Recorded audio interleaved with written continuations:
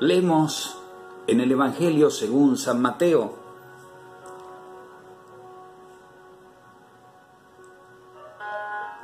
que Jesús comenzó a predicar diciendo: arrepiéntanse, porque el reino de los cielos se ha acercado. Conviértanse, cambien de vida, enmienden su existencia toda. Dejen de pecar y métanse en el reino de los cielos, en el reino de Dios, que conmigo, diría Jesús, Hijo de Dios, hecho hombre para la salvación de ustedes, para su justificación, para dar mi vida por ustedes, ha llegado. Dios quiere participarlos de su vida divina, como dirá la segunda carta de Pedro, en el verso 4 del capítulo 1.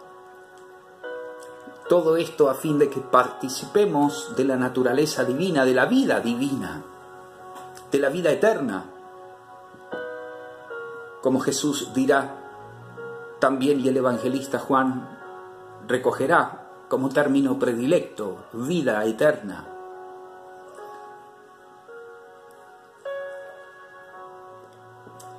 Pero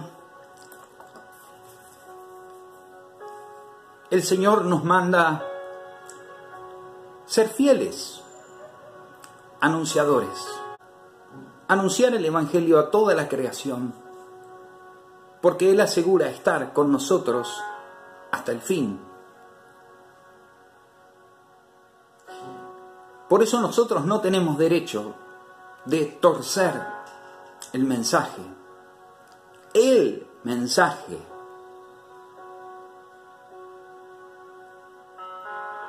Y tenemos que ir leyendo, iluminándonos en el Espíritu por la palabra de Dios, para ir cada vez más puliendo las aristas, dejándonos mover por el Espíritu que ya comenzó a hacer su obra en nosotros para ser enviados, misioneros, anunciadores, pregoneros, fieles a esta joya divina, a este precioso tesoro que es Evangelio, que es la más buena noticia que podés recibir vos y que pude recibir yo. Que para nosotros, por Cristo, por su sacrificio en la cruz, hay perdón de pecados, hay paz, hay posibilidad de vida nueva y hay posibilidad de vida para siempre. Pero los claroscuros, las confusiones, los términos que a veces utilizamos no siempre suelen ser los más adecuados. Me pasa a mí. Esta es la segunda vez que intento grabar sobre esto. En la primera siento que no acerté con las palabras que eran justas para que vos puedas escuchar lo que yo quiero hoy, de alguna manera volver a anunciarte. Pero es importante volverlo a intentar, ¿verdad?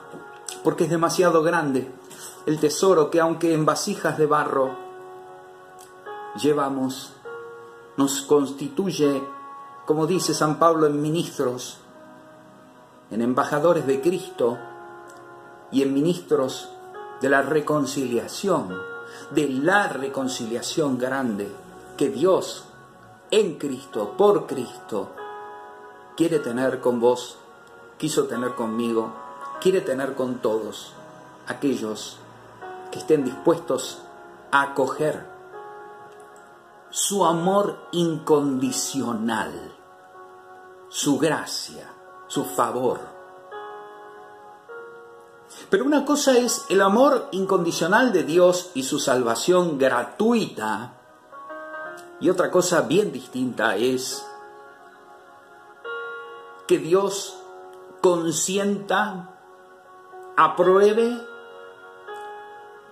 situaciones contrarias a la voluntad eterna del Padre. Que por supuesto en los evangelios se puede encontrar, se puede descubrir. Y que aquellos que creemos llegamos de alguna manera a amar. Y que tanto nos cuesta a veces anunciar en medio de un mundo, no solamente al que no le interesa ni Dios, ni el Evangelio, ni Cristo, sino que uno lo ve roto, pero perdido, vuelto hacia cosas vanas, hacia falsos dioses, hacia falsas salvaciones.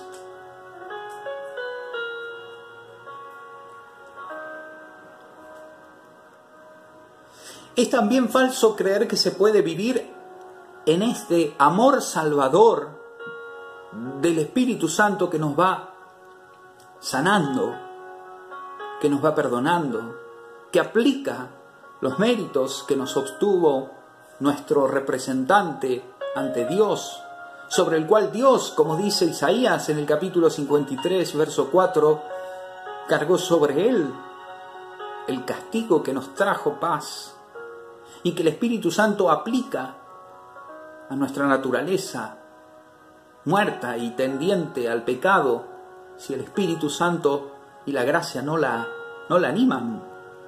Una cosa es afirmar el amor incondicional y gratuito de Dios, y otra cosa es creer que Dios y el pecado pueden convivir, que Dios puede convivir en un corazón que camina o que vive de una manera opuesta al Evangelio. Porque el Evangelio, como escuchamos recién, principia en el anuncio del arrepentimiento. Y con una causa muy fundada, el reino se ha acercado. Y Jesús recorría las ciudades enseñando, predicando el Evangelio del reino y sanando toda enfermedad y toda dolencia. El Evangelio es la buena noticia, es la gran noticia para el hombre. Es posible salir del estado de miseria en el que estamos postrados, de cualquier estado de pobreza en la que estemos postrados, de cualquier mal, de cualquier sufrimiento, de cualquier enfermedad. Porque una vez que uno se asoma, traspasa la puerta del reino que ha llegado, ya empieza a ser sanado, ya empieza a sentir la fuerza y el poder santificador, purificador, sanador,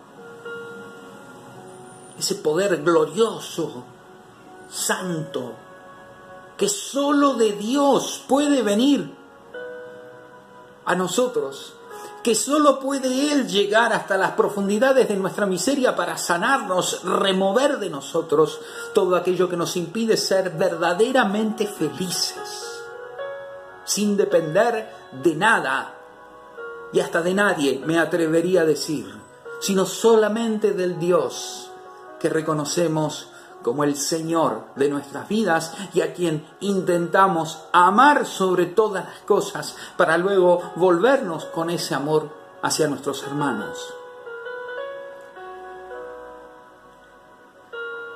El Evangelio es la buena noticia de Dios, del Dios que es misericordia, del Dios que es compasivo, de esa misericordia que es salvífica, salvadora, transformadora, removedora de males, removedora de pecado. Dios te arranca el pecado y te injerta, te implanta en tu corazón la justicia de Cristo. Eso es la justificación.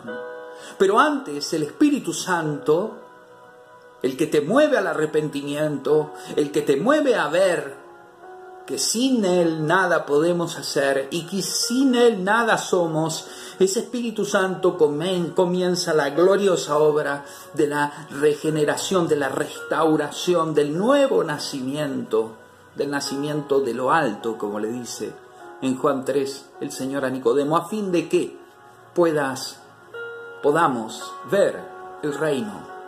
Porque como dice en el verso 5 del capítulo 3 de Juan, aquel que no nace de lo alto, que no nace otra vez, no puede ni ver, ni contemplar el reino. Necesitamos del Espíritu de principio a fin, siempre, Espíritu y gracia, y nosotros, arrepentimiento y fe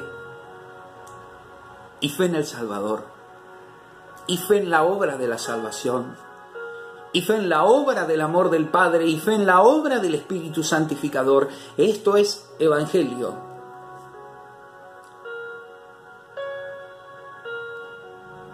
Para el que quiera acogerlo, para el que quiera arrepentirse de sus faltas, para el que quiera volverse a Dios, dejarse justificar para tener perdón y paz.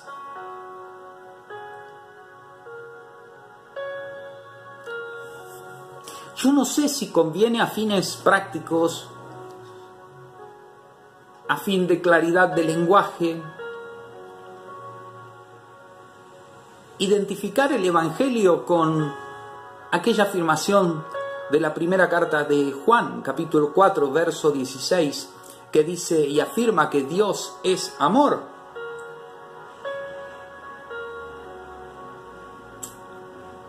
Porque la palabra amor hoy no tiene el exacto sentido que tenía en la comunidad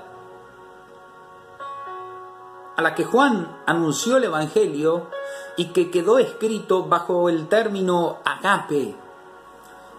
Dios es amor, Dios es misericordia, Dios es caridad, Dios es compasión, Dios es perdón, pero también Dios es santo, también Dios es Jesucristo. También Dios es aquel que para empezar nos invita al arrepentimiento, nos invita a la conversión, nos invita a la regeneración como obra del Espíritu para poder entrar en el reino de Dios y poder andar en vida nueva, permaneciendo en Dios, como dice la carta de Juan. Porque los que permanecen en Dios son los que pueden saber que Dios es amor. Los que experimentan el amor incondicional de Dios. Los que han sido ya justificados. Los que ya han cambiado de estilo de vida, de rumbo, de sus acciones. Y han puesto todo su corazón en las manos del Padre misericordioso. Del Padre que es misericordioso, muy misericordioso. Poliexplagnos kai oiktirmon, en griego se dice.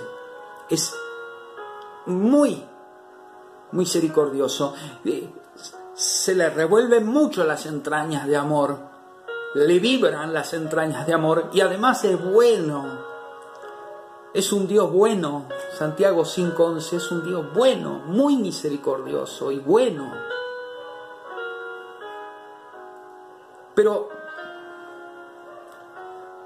no podemos confundir con este amor del mundo, con este amor permisivo, con este amor en el cual da igual cualquier cosa que hagamos, porque al perdón se le sigue la paz de una vida nueva, se le sigue una vida nueva.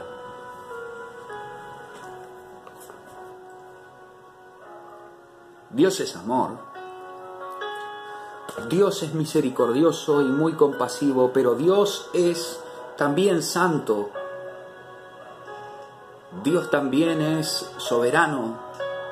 Dios también es aquel que todo lo puede. Aquel que en todas partes está. Aquel al cual el pecado le produce rechazo por su excelsa naturaleza santa. Dios es un Dios serio, comprometido con su obra, comprometido con su criatura, dispuesto a darle toda su bendición si camina y marcha en su presencia.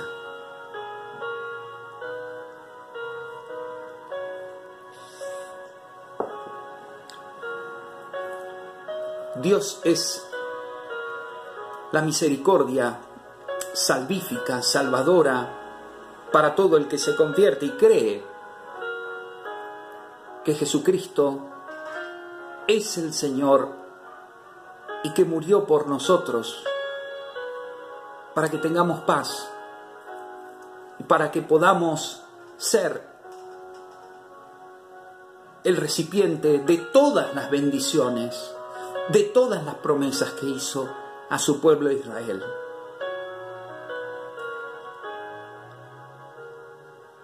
Tesoro en vasijas de barro, pero tesoro es palabra que hoy nos queda chica. Pero para eso tenemos que adherirnos a la locura de la cruz.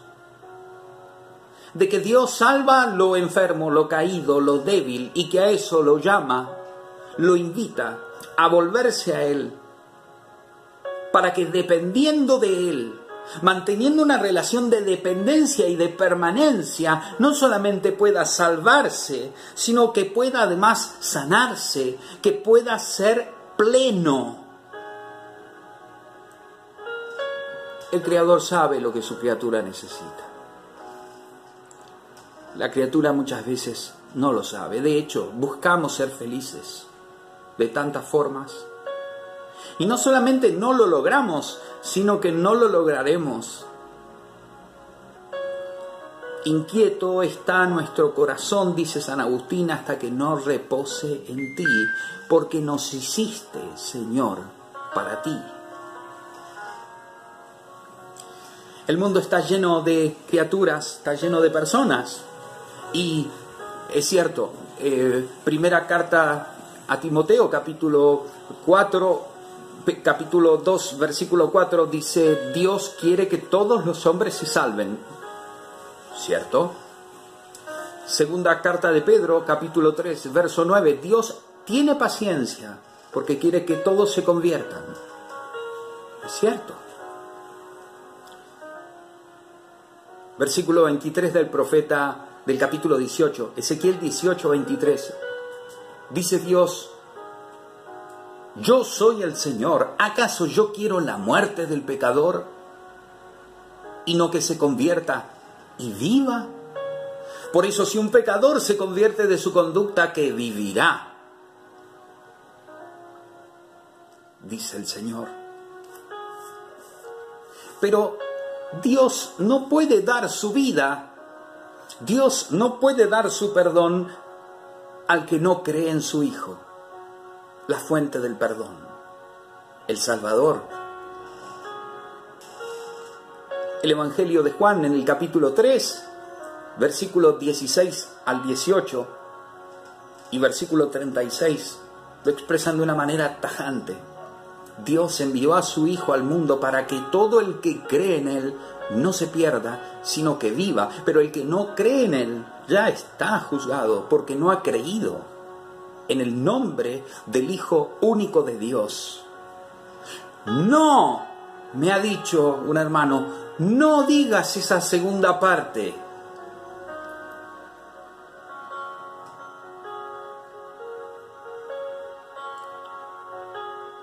hay que leer los evangelios. Existe el infierno, existe la posibilidad de perdición, de condenación, pero no es una invención, no es una cuestión de tiempo, de cultura, es un mensaje colateral al evangelio, porque el evangelio es de la salvación. Por tanto, aquel que no quiere el evangelio no puede tener salvación. Y yo no te puedo desvincular las dos cosas. Porque sería entonces sino una falta de caridad grave, porque yo no estaría haciendo lo suficiente para que los dos pongamos toda nuestra energía, no solamente en dejar que el Espíritu haga su obra santificadora en nosotros, sino que nosotros podamos hacer la obra de anunciar a aquellos que no están en el camino de Dios, que Dios tiene para ellos algo que ofrecerles y que Dios por ellos ha dado su vida.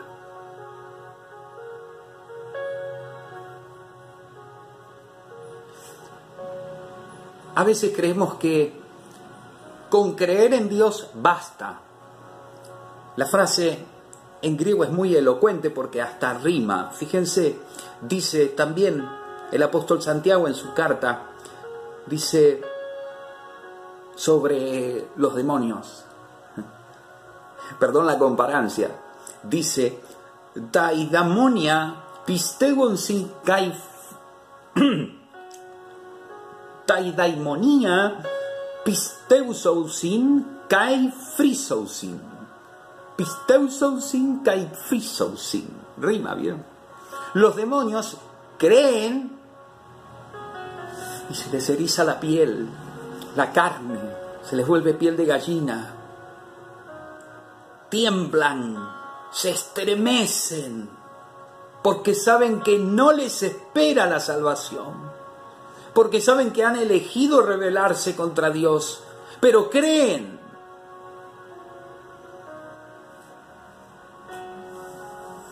Ante Dios los demonios creen, pero tiemblan. El anuncio debe ser que Dios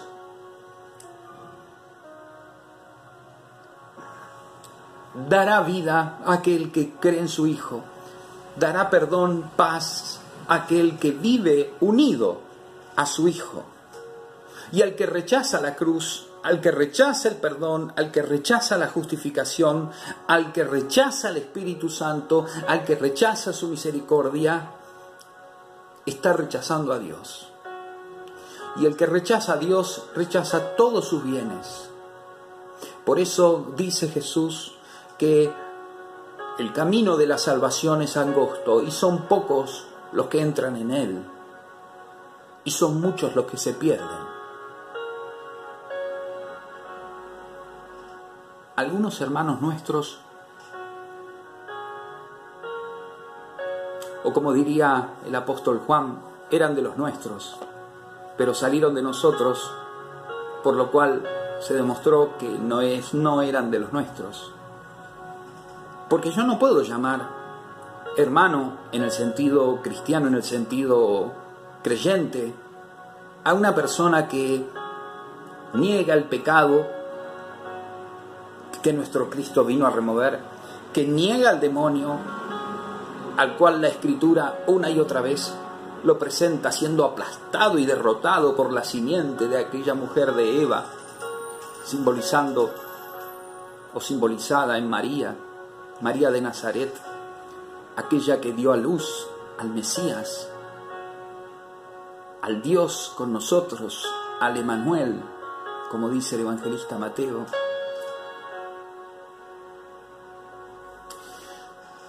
A ver, como dijo María de Nazaret, como cantó la Virgen, la misericordia de Dios, Lucas 1:50, la misericordia de Dios sobre aquellos que le temen. La misericordia de Dios puede posarse, puede transformar los corazones no solamente creyentes, sino amorosamente reverentes, obedientes, respetuosos, que honran a Dios, que aman a Dios. Lo dijo la Virgen.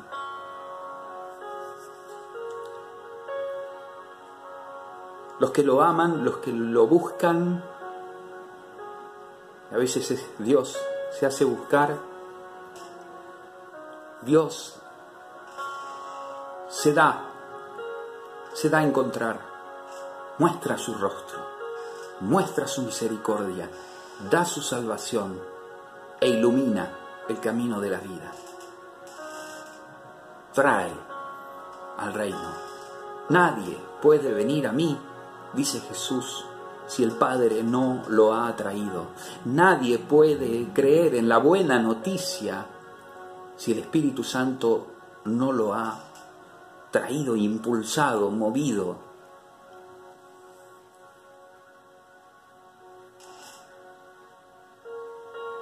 Y descubrir la necesidad de Dios en nuestra vida es el camino permanente para una vida en conversión, o mejor dicho, una vida en el Espíritu, porque nos hace vivir de cara a Él. Y si vivimos de cara a Él, a la luz de su palabra y por medio de la oración, vamos a poder ser corregidos, vamos a poder ser reorientados en caso de que nos perdamos, claro. Pecadores, como dice Francisco, somos pecadores. La Iglesia es un cuerpo, el cuerpo de Cristo. Somos seguidores del Señor Jesús, somos discípulos de Jesús, lo seguimos, pero en calidad de pecadores misericordiados, pecadores que experimentamos la misericordia de Dios y que hemos sido restituidos en el gozo de nuestra salvación. Porque el Padre trató a Jesús como un malhechor, como si Él hubiera cometido todos mis pecados, todos tus pecados, los pecados de todos aquellos que fueron justificados, para que yo pueda ser tratado, visto, tratado como hijo de Dios después de mi bautismo. Y que sobre mí se escuche aquella voz: este es mi Hijo muy amado. Porque el Hijo de Dios se puso en la cola de los pecadores y asumió y cargó con nuestros pecados. Y ahora yo puedo estar a buenas con Dios por su gracia, si lo acojo con toda la fe y con todo el amor de mi corazón. Descubrir la necesidad de permanecer dependiendo de Él. Sin Él no soy nada. Sin Él no puedo nada. Cliché aquello de Filipenses 4:13, pero verdad, todas las cosas, dice Pablo, puedo. El Pablo viejo, el Pablo que ya ha padecido prisión, naufragio, azotes varias veces, encarcelado, escupidas, bastardeos, difamaciones, persecuciones, enfermedades, hambre. Y yo todas las cosas puedo en aquel que me mete fuerza, que me endinamis, que me enfuerza, que me empodera. Uy, palabra. El único empoderamiento válido del que podemos hablar es el que Dios da en el alma del creyente para levantarla del muladar. Mire qué prolijo fui, muladar. Pero parecería como si hubiesen dos niveles, ¿no?, de anuncio. Ya voy terminando, no te asustes. Uno como aquel que comenzamos anunciando y que en Marcos 1:15 se ve claro: conviértanse y crean. Conviértanse y crean en el Evangelio. ¿Y cómo termina? Allí en Marcos 16:16. El que crea y se bautice, se salvará. El que no crea, se condenará. ¿Cómo? ¿Con qué autoridad, con qué tupello puedo matizar esta palabra del Señor Jesús? ¿Con qué cara puedo yo mañana ponerme frente a vos y anunciarte un evangelio distinto? Como dice San Pablo, si alguien les anuncia un evangelio distinto al que ustedes escucharon de mí, y aunque baje un ángel del cielo, créanle, porque el evangelio no puede ser rebajado, porque el evangelio es palabra de poder, palabra eficaz, palabra que actúa en el creyente, que penetra como espada hasta la médula y de ahí saca toda la infección de pecado y lo sana y lo restaura. Y no puede haber en esto media tinta. No puede haberla en mi vida personal. Y no puede haberla en el anuncio, porque si no estaría yo dándole un anuncio falso. Termina el Evangelio de Lucas, capítulo 24, versículo 47. Jesús aparece resucitado a los suyos y les dice: ahora vayan y anuncien. ¿Qué tienen que anunciar? Miren cómo da vuelta el Evangelio. Después de que Jesús resucitó, dicen: anuncien arrepentimiento para perdón de pecados. ¿Escucharon? Que Dios es amor. Es una experiencia espiritual profunda que surge del permanecer en Él. No es el Evangelio. El Evangelio es la necesidad de salvación, la necesidad de Dios en tal caso.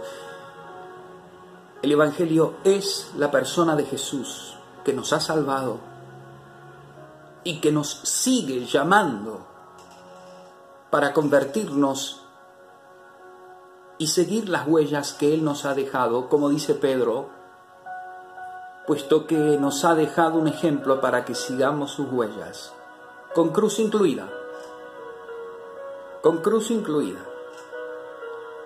pero con paz, que nadie ni nada nos podrá quitar. Ahora, de la obra salvadora, la cruz y el reino y la cruz, no puedo verlos separados, porque Jesús además reina desde la cruz,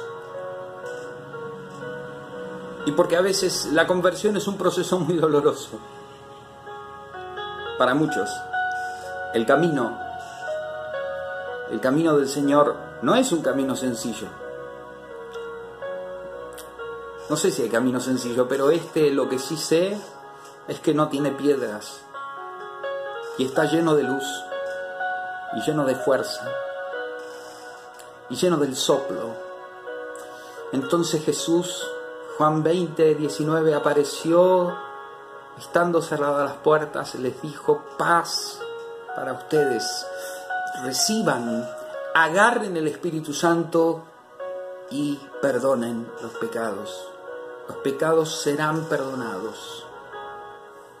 De vuelta. Perdón. Paz.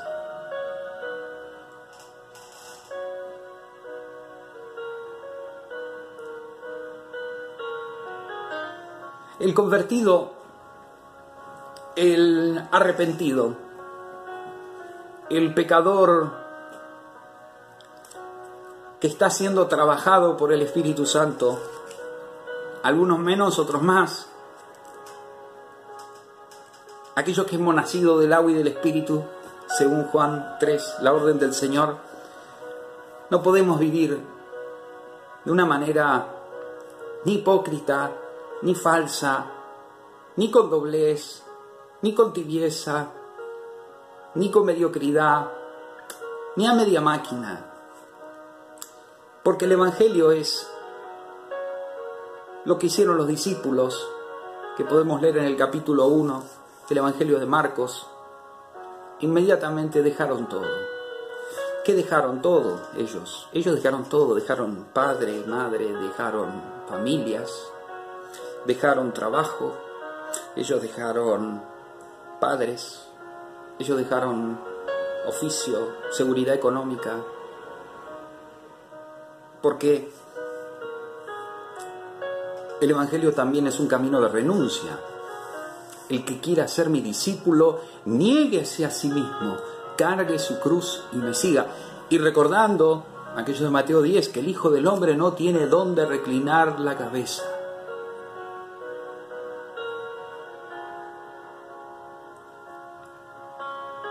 El mensaje que hemos oído desde el principio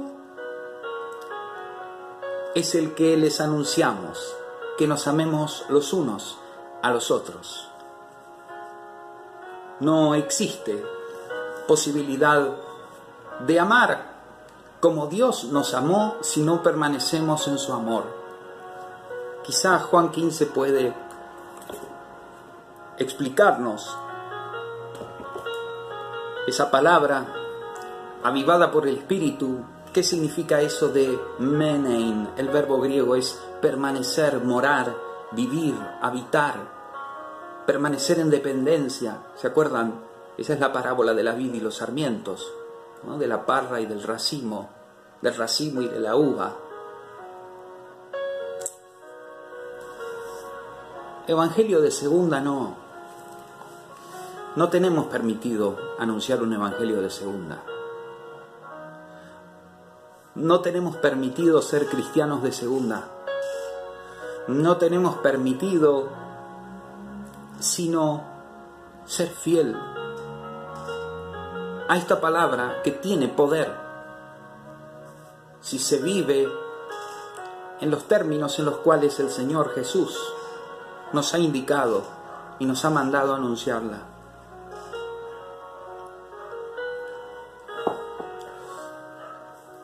Cuídense, dijo Francisco ayer en una homilía, cuídense de la mundanidad, de las colonizaciones ideológicas, del chismorreo y del maligno. De la mundanidad, de las colonizaciones ideológicas, de estos criterios que el mundo nos injerta y que termina dominando nuestra mente, nuestro corazón y nuestras acciones. Y que muchos cristianos lamentablemente viven, permiten, aceptan, acogen. Y guardémonos del maligno, que es astuto. Y que no por nada el Señor lo incluyó entre las peticiones de la oración modelo. Que el Señor nos conceda poder cada día comprender un poco más la grandeza de todos estos misterios que yo traté de compartir con vos, que hace unos días vienen reapareciendo en mi corazón con una fuerza de manera especial, quizá a causa de mi vida personal, de la mayor necesidad de Dios, o mejor dicho, de la mayor experiencia de la gracia de Dios, en medio de mi debilidad, de mi enfermedad, de mi pecado, de mi tendencia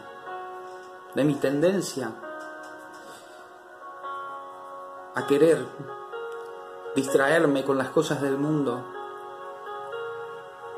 El que puso la mano en el arado y mira hacia atrás no sirve para el reino de los cielos. No miremos hacia atrás, no nos vayamos a convertir como la mujer de Lot, que quizá no quería salir de Sodoma y Gomorra, quizás se había acostumbrado a la vida de pecado y miró hacia atrás. Dios le dijo, no mires para atrás. Y ella miró para atrás, se convirtió en sal. No miremos para atrás. Pongamos la mano en el arado. Miremos al Señor. postrémonos ante la cruz salvadora y digámosle: Señor, yo no quiero vivir más mi vida así, de esta manera. Yo no quiero buscar más la felicidad.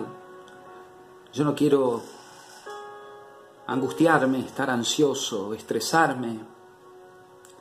Yo quiero vivir de vos, de ti, Señor. Yo quiero vivir de tu providencia santísima. Yo quiero buscar tu reino, tu justificación, tu justicia. Y quiero abrigar en mi corazón la certeza de que tú tienes poder para darme todo lo demás por añadidura. Padre, te pido que perdones mis pecados y que, habiéndome justificado por el buen Jesús, me concedas la paz y la alegría de la salvación, para que pueda ser un fiel testigo tuyo, de tu amor y de tu evangelio, en medio de todos mis hermanos, en medio de todos tus hijos, ante todas tus criaturas, confiando en tu presencia de consuelo, tu presencia poderosa, tu presencia restauradora, tu presencia de bendición, tu presencia de paz, tu presencia que tiene poder para levantar a todos los muertos. En el nombre de Jesús. Amén.